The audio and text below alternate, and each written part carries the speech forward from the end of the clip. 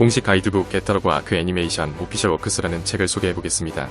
메카닉과 캐릭터의 설정화 및 주요 스태프들의 애니메이션에 대한 비하인드 스토리가 실려 있습니다. 책 크기는 A4 용지보다 조금 큰 정도입니다. 책 표지는 게타로그 아크 내부도인데요. 지금 보니까 안에 내부 콕핏도 묘사돼 있고 상당히 디테일하네요. 뒷부분 표지는 게타 만다라입니다. 이 육각형의 게타 만다라는 게타 엠페러에서 모티브를 따왔다더군요. 책 내용은 매니악한 내용입니다만 자신이 진짜 중증 게타선 중독이라고 생각하시는 분들은 보시길. 처음에는 작품과 메카닉 소개가 있습니다. 메카닉 사진과 설명들은 이미 공홈에도 있는 겁니다.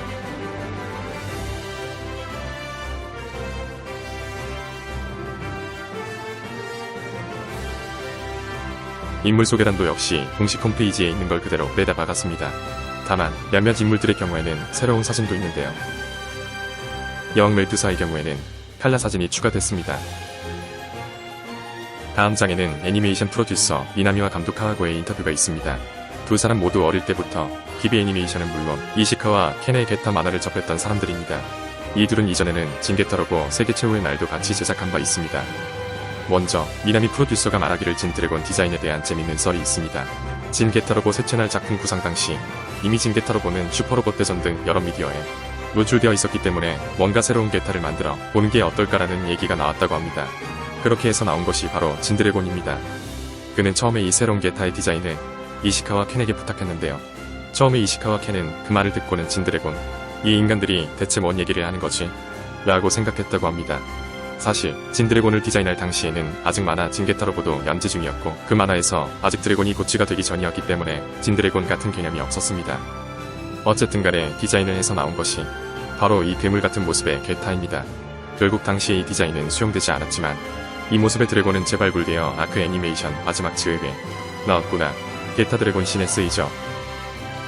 이시카와 켄은 이 사파를 그린 뒤 드래곤이 고치가 돼 진화하기 시작한다면 이라는 구상을 하게 되고 그렇게 해서 드래곤이 벤키이와 함께 멜트다운하기 시작하는 진게타로고의 퍼스트 콘택트 에피소드가 탄생하게 된 것입니다.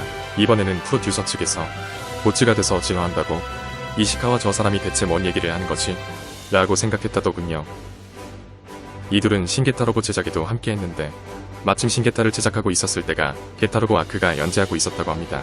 근데 그 만화에서 중국풍의 모습을 한 제갈공명과 싸우고 있으니 우리 OVA에서도 헤이안 시대의 아베노 스이미와 싸워도 안 될 건 없지라는 생각이 들었다더군요. 그렇게 해서 신게타의 적세력은 백휘제국이 아니라 오니가 되었습니다. 마침 게타로고의 생김새는 헤이안 시대의 적휘설과 맞아떨어지게 됐고 말입니다. 게타로고 아크 만화를 애니메이션으로 구상할 때부터 이미 진 하야토의 죽음을 생각하고 있었다고 합니다. 마지막 부분에서 드래곤이 나오는 부분은 장난 아닌 신이기 때문에 하야토가 희생해서 애니메이션의 마무리를 하는 것 외에는 달리 다른 방법이 없었다는군요. 그리고 감독에 의하면 메카닉을 CG로 그리는 것은 애당초 정해져 있었다고 합니다. 이제 로봇 애니메이션을 손으로 그리고 또 양산을 할 수 있는 시대가 저물고 그것을 할 줄 아는 애니메이터들도 이미 나이가 들어 그렇게 많은 수를 소화할 수도 없다는군요. 성우 캐스팅에 대한 비하인드 스토리도 있습니다. 사실 나가레 타쿠마 역의 우치다 유오마는 처음에는 카무유로 캐스팅하기로 돼 있었는데요.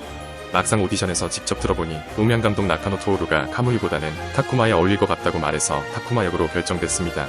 사실 예전에 진게타로고 새 채널에서도 료마 역의 이시카와 히데오 또한 같은 경위입니다. 처음에는 하야토의 오디션을 보러 왔다가 이 사람은 하야토보다는 료마가 어울린다는 느낌이 들어서 료마로 캐스팅됐다고 합니다. 부서지간 간의 캐스팅 경위가 같네요. 부분 부분에서 의외로 사치스러웠다더군요. 보통 TV 애니메이션의 3배에 가까운 곡수라고 합니다. 그 다음은 구성과 각본을 맡은 하야카와 타다시의 인터뷰입니다. 이 사람도 이미 초등학생 무렵부터 게타로고 만화책을 읽었습니다. 이분은 각본가로서 게타로고 아크 애니메이션판의 적절한 결말을 검토해야 했습니다. 역시 이 사람도 이시카와 켄 팬이기에 기존의 열린 결말 형태의 이시카와식 엔딩을 존중했다고 합니다.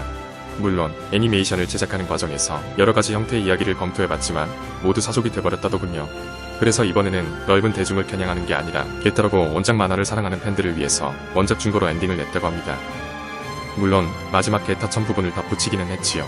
최종화 10파트가 나왔구나. 게타 드래곤 신 사이에 무슨 이야기가 있었는지 전후의 경위를 궁금해하는 사람들이 많은데요.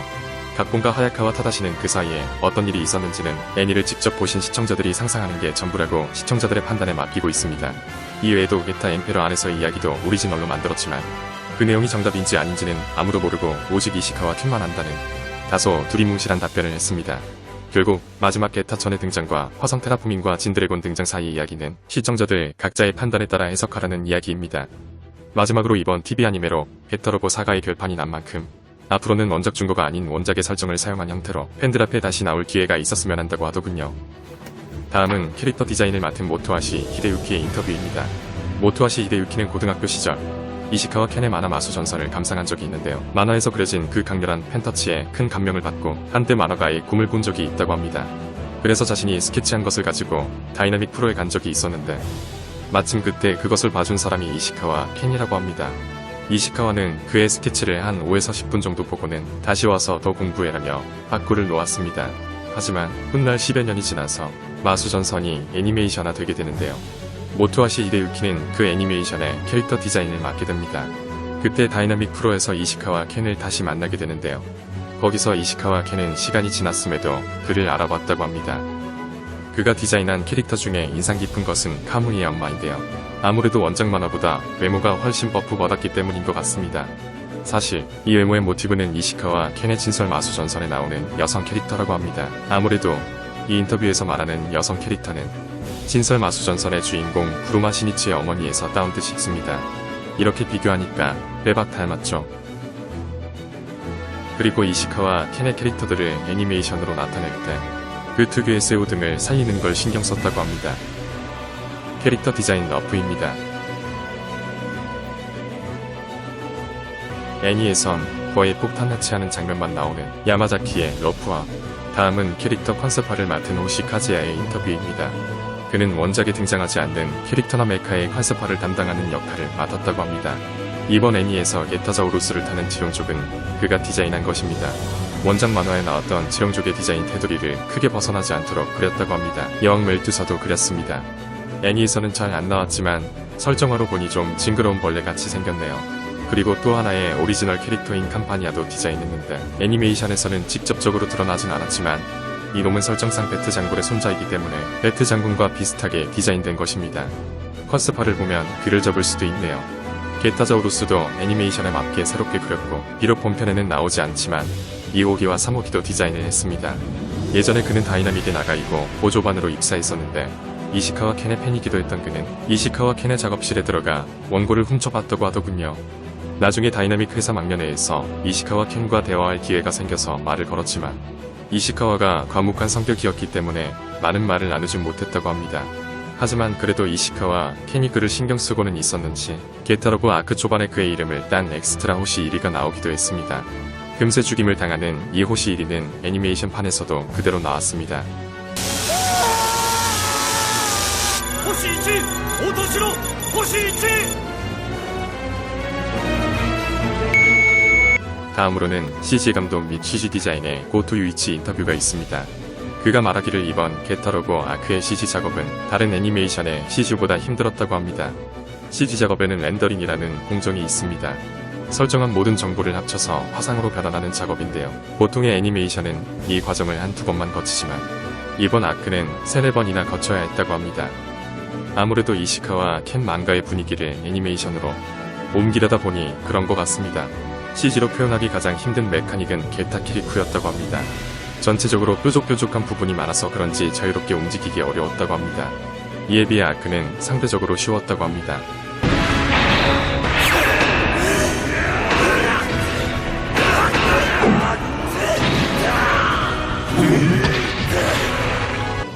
버그는 다른 의미로 어려웠는데 원작 만화에서 움직임이 표현되지 않아 실제로는 어떻게 움직여야 할지 상상을 해야 해서 고민했다더군요. 그 결과 마지막 화에서 나온 것처럼 묵직하게 버티는 식으로 연출됐습니다. 다음은 로봇 컨셉 디자인을 맡은 호리 토시유키의 인터뷰입니다. 어렸을 때부터 나가이고를 가장 존경했던 그는 나가이 작품뿐만 아니라 이시카와 켄의 게타로보도 즐겨 읽었다고 합니다. 그가 맡은 일을 정확히 말하자면 메카닉을 3방향에서 바라보는 러프를 만들고 그것을 CG팀에게 보여주는 시기였다고 합니다. 이 사람이 바로 이번 책의 표지인 게타로보와 그 내부도회를 디자인한 사람입니다. 이전 대표 디자인으로는 강철 신지그가 있습니다. 거기서도 내부도회를 그린 그가 게타 디자인으로 먼저 인연이 닿은 것은 모바일 슈퍼로봇 대전에서 등장한 게타 느와르입니다. 슈퍼로봇 대전 V에서 첫 공개가 된 마징 엠페러쥐도 디자인했던 경력이 있습니다. 12화에 등장한 게타 만다라도 이 사람이 맡았다더군요.